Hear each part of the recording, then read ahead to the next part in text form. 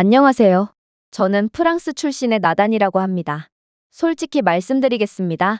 저는 반사회적이고 개인주의 성향이 매우 강했던 사람이었고, 제가 봐도 정말 피곤한 스타일이었는데요.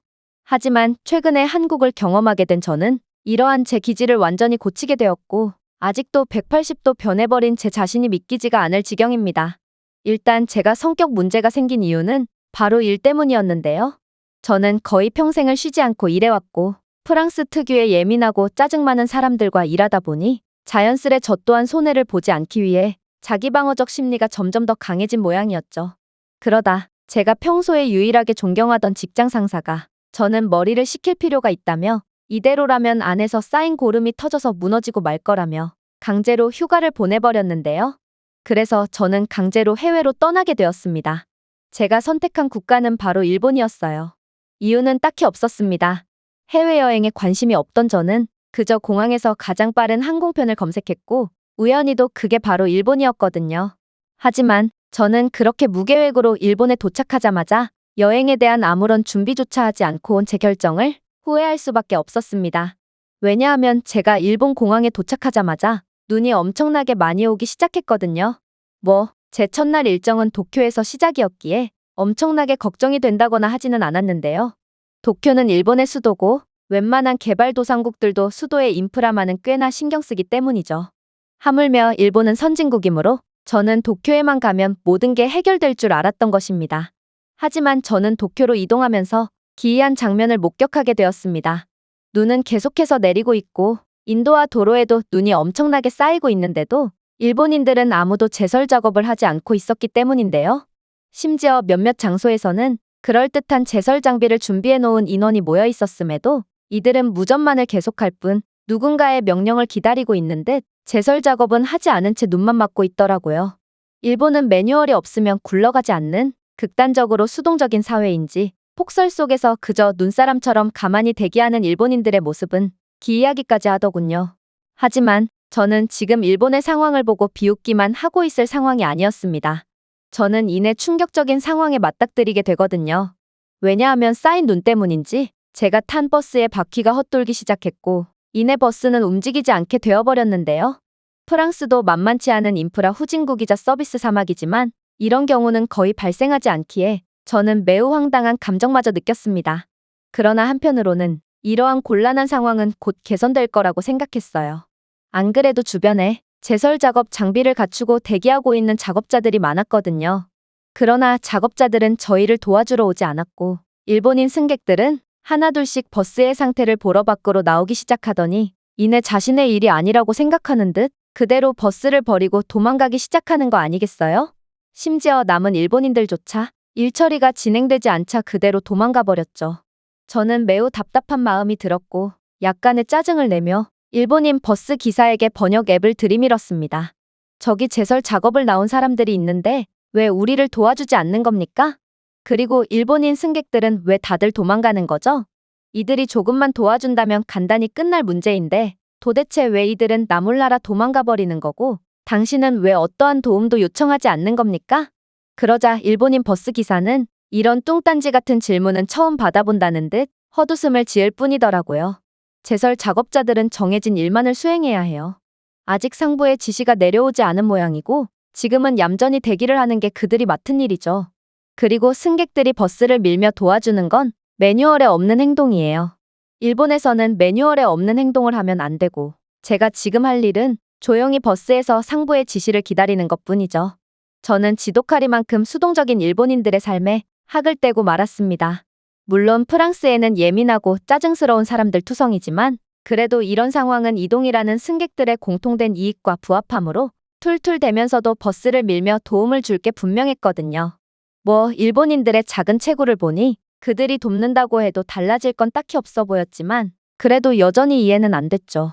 일본인들은 위기 상황에 나 몰라라 회피하기 바빴고 심지어 다른 일본인 운전자들도 버스가 도로를 막아서 짜증이 난다는 듯 경적만 엄청나게 울려대며 버스 기사에게 눈알을 부라릴 뿐이더라고요. 저는 이런 일본인들의 태도에 질려서 버스에서 내려버렸습니다. 그리고 버스에서 내리자마자 저는 정말 기괴한 장면을 목격하게 되었죠. 왜냐하면 눈보라가 몰아친 도쿄의 도시는 그야말로 좀비 때의 습격을 받은 영화 속의 인간 세상처럼 그저 모든 것이 정지된 채 약간의 혼란만이 감돌았거든요. 저는 그래도 일본은 효율과 회복력이 있는 선진국이라고 생각했는데 조금의 눈이 내리자마자 일본은 깨지기 쉬운 눈송이처럼 금세 무너져 내려버렸죠. 정확성과 철저함으로 유명하던 일본의 기차는 이제는 지연을 넘어서 아예 멈춰서기까지 했는지 기차역에는 갈 곳을 잃은 일본인들이 우왕좌왕하고 있었는데요. 거리는 그저 침묵을 유지하는 일본인들이 혼란스럽게 북적거려 더욱 기이한 상황을 연출할 뿐이었습니다. 그리고 제가 길거리에서 30분은 대기해서야 제설 작업자들은 드디어 상부의 명령을 받았는지 작업을 실시하기 시작했고 저는 그렇게 1시간여를 도로 한복판에서 꼼짝없이 대기해야 했습니다. 그리고 그렇게 제가 탔던 버스에 다시 탑승하니 일본인 버스 기사는 제게 요금을 지불하라는 다소 황당한 소리를 해오는 거 아니겠어요? 저는 좀 전에 요금을 지불했다고 말하니 버스 기사는 도저히 믿기지가 않는 이야기를 해오더군요. 네, 알고 있습니다. 하지만 어쨌든 하차를 하셨으니 다시 승차 시에는 요금을 지불하셔야 합니다. 이게 규칙이니까요. 아니 그렇다면 정해진 요금을 지불했음에도 목적지까지 이동하지 않았던 건 또 무슨 놈의 규칙이란 말인가요? 그러나 저는 이런 융통성 없는 일본인들과 논쟁을 벌이기엔 너무 지친 상태였고 그렇게 요금을 지불하고 숙소로 향했습니다.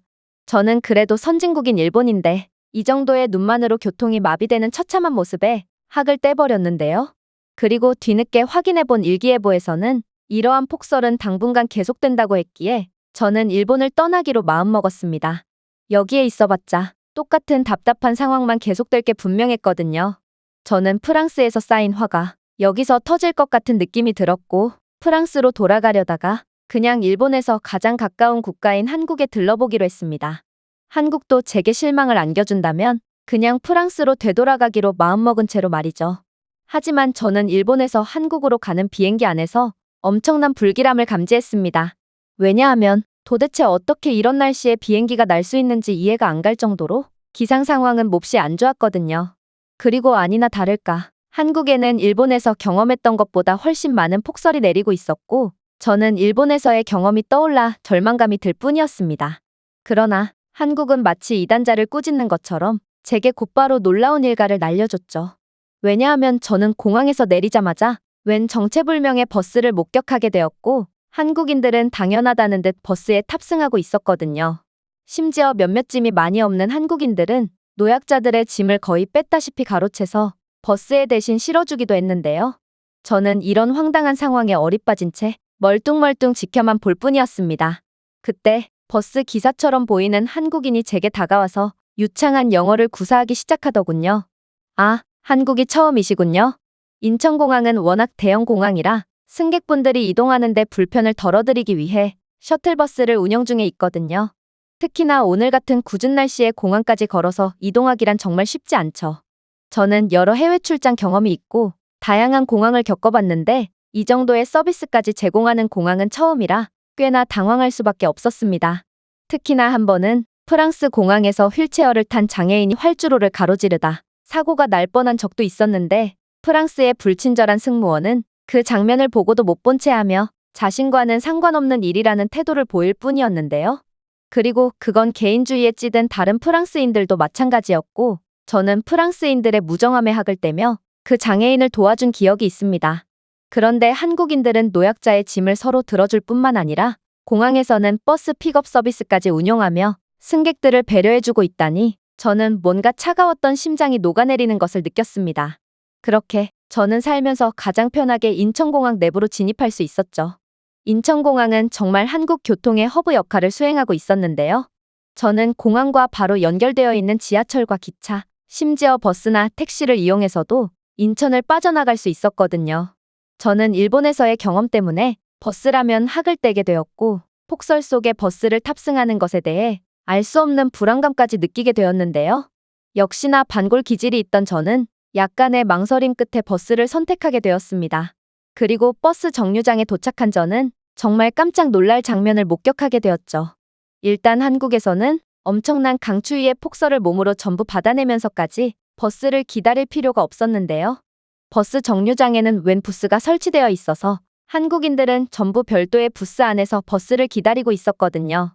그리고 마침내 제가 버스 정류장 부스 안으로 들어갔을 때 저는 정말 경악을 금치 못할 장면을 목격하게 되었습니다.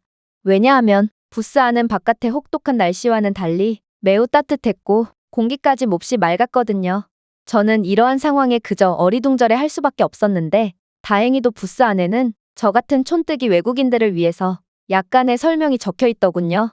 아무래도 한국의 버스 정류장 대기부스 천장에는 최첨단 기후조절 시스템이 설치되어 있는 것 같았는데요. 이 시스템은 단지 공기를 가열하는 것 이상으로 공기를 정화시키고 순환시키며 최적의 공기 균형을 유지하는 듯 보였습니다. 따라서 이 밀폐된 부스 안은 훈기로 가득함에도 답답함 없이 매우 신선하게 느껴지는 거였죠. 하지만 놀라운 점은 이뿐만이 아니었습니다.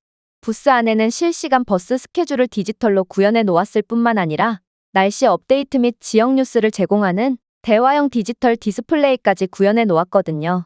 덕분에 저는 일본에서처럼 별도의 뉴스를 직접 검색해보지 않고도 한국의 여러 실시간 정보들을 얻을 수 있었습니다. 그렇게 버스는 곧 정류장에 도착했고 저는 매우 만족한 채로 버스에 탑승했죠. 역시나 한국은 일본과는 완전히 다른 나라였어요. 저는 아직 서울에 근접하지도 않았는데 도로나 보도 곳곳에는 한국인 작업자들이 제설 작업을 수행하고 있었거든요. 일본에서는 수도조차 제대로 지키지 못하는 한심한 모습을 보였지만 한국은 전혀 달랐던 것입니다. 덕분에 제가 탄 버스는 조금의 지연도 없이 빠르게 목적지까지 도착할 수 있었죠.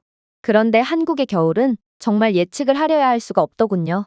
이걸 운이 좋다고 해야 할지 나쁘다고 해야 할지 모르겠으나 제가 숙소에 도착함과 동시에 눈발은 아까보다 훨씬 굵어져서 마치 한국을 금방이라도 집어삼킬 듯 맹렬한 기세로 내리기 시작했거든요. 저는 한국의 겨울은 정말 혹독하구나 싶으면서도 아무래도 내일 일정은 소화할 수 없을 거라 생각해서 거의 반포기 상태로 침대에 누웠습니다. 이 정도의 눈을 감당할 수 있는 국가가 있을 리가 없었거든요. 그런데 새벽에 화장실에 가려고 잠시 일어나 보니 눈은 여전히 많이 오고 있지만 도로나 보도 상태는 눈 하나 없이 매우 깔끔한 거 아니겠어요? 저는 이게 무슨 상황인가 싶어 매우 당황한 채 유심히 살펴봤는데 알고 보니 한국의 작업자들은 새벽임에도 불구하고 열심히 눈을 치우고 있더라고요. 심지어 한국인들은 이 시간에도 출근을 하는지 몇몇 사람들은 출근을 하면서도 근처 제설함에서 염화칼슘을 꺼내서 뿌리고 가더군요. 저는 정말 깜짝 놀랄 수밖에 없었습니다. 일본에서는 한국에서의 3분의 1만큼의 눈이 왔음에도 모든 시스템이 마비되어 그야말로 아비규환이 되었는데 한국에서는 수많은 사람들의 협조와 희생으로 아무리 많은 눈이 내리더라도 모든 시스템이 원활하게 돌아갈 수 있던 것입니다. 사실 일본은 경우가 조금 심하긴 했지만 프랑스에서도 아무리 공공의 이익을 위해서라지만 새벽까지 나와 일을 할 사람은 단 한 명도 없을 게 분명한데요. 물론 담당자도 아님에도 아침에 이 보도를 이용할 사람들을 위해 미리 염화칼슘을 뿌려주는 경우는 절대로 찾아볼 수 없죠. 그러나 한국인들은 서로 모르는 사이임에도 알 수 없는 끈끈한 뭔가로 이어져 있는지 자나깨나 다른 사람들을 위해 배려해준다는 점에 엄청난 감동이 밀려왔습니다. 뭐 그러한 감동도 잠시 저는 한국 온돌의 바닥에서부터 올라오는 열기에 점점 눈이 감기고 말았고 그렇게 앉은 채로 잠에 들어버렸지만 말입니다. 그리고 아침에 다시 일어났을 때 저는 그렇게나 폭설이 내렸음에도 눈 하나 없이 말끔한 보도 상태의 환호성을 질렀습니다. 아무래도 오늘도 한국에서의 시간을 한껏 즐길 수 있을 것 같았거든요. 그런데 그렇게 설레는 마음을 안고 밖으로 나와보니 눈은 아직도 꽤나 많이 내리고 있는 거 아니겠어요? 그런데 뭔가 이상하더군요. 지금은 눈을 치우는 사람이 없었음에도 역시나 보도와 도로 상태는 매우 깔끔했거든요. 저는 의문이 들기도 했지만 그래도 눈이 더 많이 내리기 전에 빨리 근처 구경이라도 하고 오자는 생각이 들었고 그렇게 공유 자전거를 대여해서 이동하기 시작했습니다. 그리고 그렇게 이동을 하면서 저는 충격적인 비밀 하나를 깨닫게 되었죠. 한국에서는 새벽처럼 폭설이 내리지 않는 이상 웬만한 눈은 딱히 작업자가 없어도 저절로 사라지도록 시스템화되어 있었거든요. 인도에는 이미 수많은 한국인 자원봉사자들이 염화칼슘을 뿌려놓은 상태였고 일부 위험한 보도에는 열선까지 깔려 있어서 눈이 쌓이려야 쌓일 수가 없던 거였죠. 도로도 마찬가지였습니다. 도로에도 제설제와 열선 덕분에 웬만한 눈은 땅에 닿자마자 사라져버렸고 그렇게 저는 빙판길 하나 없는 안전한 길을 달릴 수 있었습니다. 저는 자연을 극복하는 한국의 놀라운 인프라와 시스템에 감탄을 안 할 수가 없었고 이 나라는 일본은 물론이고 프랑스보다도 훨씬 더 선진국이구나 싶어서 그저 경탄밖에 안 나왔죠. 그러나 문제는 눈발이 갑자기 거세지기 시작했다는 겁니다. 보도 상태는 괜찮았지만 문제는 시야였어요. 한국의 혹독한 눈발은 제 시야를 완전히 멀게 했고 결국 저는 안전상의 이유로 자전거를 반납하고 버스라도 타야겠다 싶어서 지도를 확인하기 위해 휴대폰을 뒤적거렸습니다. 하지만 저는 폭설 때문에 휴대폰을 확인할 수가 없었고 휴대폰에 자꾸 눈이 묻어서 액정 터치도 안 됐어요. 저는 그야말로 낯선 곳에서 고립되고 만 것입니다. 그런데 그때 제 앞에 차량 한 대가 서는 거 아니겠어요? 그리고 창문을 연 한국인은 저보고 목적지도 묻지 않고 일단 타라는 듯 손을 흔들더라고요. 그렇게 탑승한 차량에서 자신은 현성이라고 소개한 이 한국인은 영어를 사용하며 한국의 겨울은 혹독해서 종종 이런 일이 발생한다고 말해왔는데요. 그리고 한국인들은 원래 곤경에 처한 남을 그냥 보고만 있지 않는다며 원한다면 목적지까지 태워다 주겠다고 하더군요. 그런데 순간 저는 한국의 현지인들은 어떤 삶을 살아가고 있나 호기심이 들었고 현성이 가는 곳에 한번 따라가 보고 싶다고 말했는데요. 그러자 현성은 매우 흥미롭다는 듯 저를 쳐다보더니 자신은 강원도 시골 마을에 사시는 부모님 댁에 가는 중이라며 자신의 부모님 댁에 데려가는 외국인은 제가 처음일 거라며 웃더라고요. 그렇게 저희의 기묘한 동행은 시작되었죠. 강원도로 들어갈수록 눈발은 더욱 거세졌지만 현성은 이런 일이 한두 번이 아니라는 듯 능숙하게 차를 몰았는데요. 시골로 들어갈수록 한국의 수도권에서 봤던 인프라는 보이지 않았고 군데군데에 눈이 쌓여 있는 것을 목격했지만 역시나 한국인 운전자들은 능숙한 운전 솜씨를 자랑하더군요. 그리고 마침내 현성의 부모님 댁에 거의 다다를 즈음 저는 한 언덕에 많은 사람들이 모여 있는 것을 발견했습니다. 사람들은 커다란 트럭 뒤에 옹기종기 모여 있었는데 저는 대체 저 사람들이 뭐하나 싶어 물끄러미 바라보게 되었습니다. 그런데 그때 현성이 저보고 차 안에 있으라고 말한 뒤 그대로 차를 정차하고 그들에게로 뛰어가는 거 아니겠어요? 저는 다급히 뛰어가는 현성을 보고 그가 무슨 맛있는 거라도 얻어먹으려고 저러는 건가 싶어 황당한 감정이 들었는데요. 그래서 저도 뭐 하나 얻어먹을 거 없나 싶어서 밖으로 나가봤습니다. 그리고 저는 곧 충격적인 장면을 목격하게 되었죠. 왜냐하면 한국인들이 모여있던 이유는 눈 때문에 언덕에서 바퀴가 헛돌고 있는 트럭을 밀어올리기 위함이었고 현성은 그들을 도와주기 위해 자신의 일처럼 뛰어나간 거였습니다. 하지만 저는 그 장면을 봤음에도 섣불리 그들을 도와줄 수 없었습니다. 왜냐하면 만약 미는 힘이 부족한 경우 그 거대한 트럭은 그대로 내리막길을 굴러내려와서 크게 다칠 수도 있는 위험한 상황이었거든요. 그러나 한국인들은 아무도 요령 피우지 않고 거세게 트럭을 밀었고 결국 트럭은 무사히 언덕을 빠져나올 수 있었습니다. 더 놀라웠던 건 수고비라도 몇 푼 요구할 거라고 생각했던 한국인들은 목숨을 걸고 트럭 운전사를 도왔음에도 하나같이 수고했다며 악수를 건넨 후 쿨하게 제 갈 길을 갔다는 건데요. 저는 깜짝 놀라서 트럭 운전사와 일면식도 없는 것 같은데 어째서 목숨을 걸고 그를 도와준 거냐고 물어봤습니다. 그러자 현성은 경악을 금치 못할 대답을 해오더군요. 내가 좀 전에 한국인들은 위기에 처한 사람들을 그냥 내버려 두지 않는다고 했잖아. 아무래도 지방은 수도권과 같은 인프라를 기대할 수 없고 이러한 악천후마다 남들에게 도움을 받아야 할 만한 긴급 상황이 벌어지곤 하거든. 그래서 나도 다른 사람들에게 여러 도움을 받은 적이 있고 반대로 도움을 준 적도 많지. 나는 이게 너무도 당연한 거라고 생각해서 의문을 가져본 적은 없지만 그래도 혼자 힘으로 해결할 수 없는 일을 여럿이서 모이면 순식간에 해결할 수 있으니 아무리 위험하더라도 도움을 주는 편이 좋지 않겠어? 일본에서는 모든 승객들이 버스를 버리고 도망갔고 다른 운전자들도 도로를 막은 버스를 욕할 뿐이었지만 한국의 경우에는 상황이 완전히 달랐던 것입니다. 사실 프랑스였다고 해도 공동의 이익에 부합하지 않는 일이라면 절대로 남을 위해 선뜻 도움을 주지 않았을 것이 분명하기에 저는 한국인들의 아름다운 문화에 경탄할 수밖에 없었습니다. 그리고 예민하고 개인주의적이었던 제 성격을 되돌아보게 되었죠. 한국인들은 높은 시민의식을 바탕으로 계속해서 기적을 만들고 있고 저는 진심으로 이런 끈끈한 사회 속에서 살아보고 싶다는 생각이 들었습니다. 그래서 저부터가 변화해서 프랑스도 한국과 같은 지상낙원으로 바꿔보기로 했죠. 물론 쉽진 않겠지만 한국인들의 정신을 이어받은 저는 그 어느 때보다 굳은 결의에 차 있습니다. 제가 준비해온 내용은 여기까지입니다. 끝까지 시청해주셔서 진심으로 감사드리며 여러분들의 구독과 좋아요, 알림 설정은 영상 제작에 큰 힘이 됩니다. 이상 세모튜브였습니다.